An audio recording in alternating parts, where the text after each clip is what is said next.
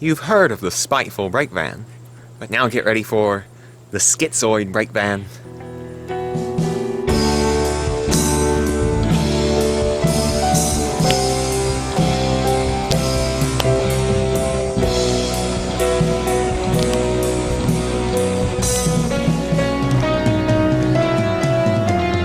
October 12th is a very historic day, and this is a very historic year, because 50 years ago today, the Court of the Crimson King, Epitaph, and 21st Century Schizoid Man were released as singles. Also, today, I reached 620 subscribers, which is the number of the Norfolk and Western 620, which is the only Crimson train that I've ever gotten on video, even though I haven't posted any videos of it while it was painted red. I'll say, call it Tuscan red, but it was painted, which is just red, crimson, somewhere in there, on that spectrum. And very, very nice engine, even though it's black now. But speaking of that, that's very loosely associated with what I'm talking about, or what I'm supposed to talk about. What I'm supposed to talk about today is the perfect train for you to buy for the Schizoid Railfan you know for Christmas.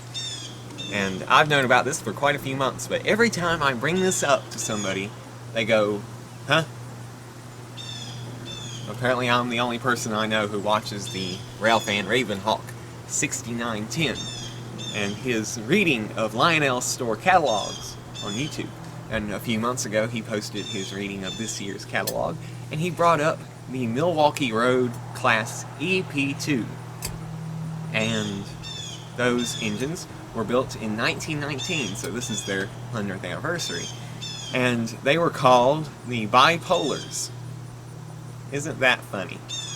And they had bipolar electric motors, which is why they were called that. And in 1953 they were rebuilt and given streamlining and other stuff. And the last one that exists was donated in 1962 to the Museum of Transportation in St. Louis, Missouri, where it rests to this day alongside other engines which will never run again, such as the Black Daylight and eventually the Y6, whatever it is, that Norfolk and Western engine, that other Norfolk and Western engine. And so that's nice. But that, you are saying to yourself, you are saying, is that the silliest thing you could come up with? An engine which nickname is bipolar? And I say unto you, look what I got here!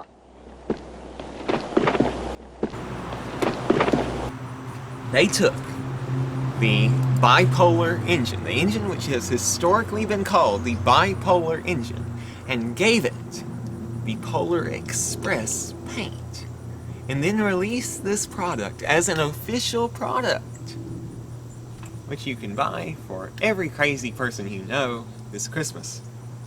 But not this crazy person, because I do not have any O-gauge track.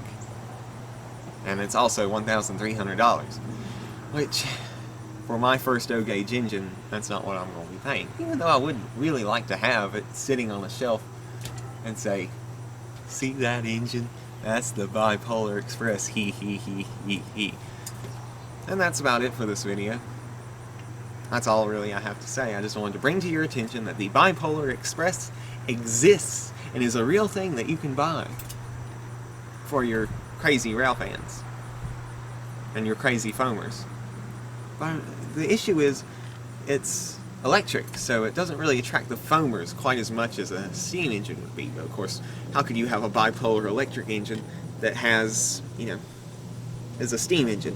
But it did have, of course, a steam generator inside of it, because they still use steam heat in passenger cars at that point.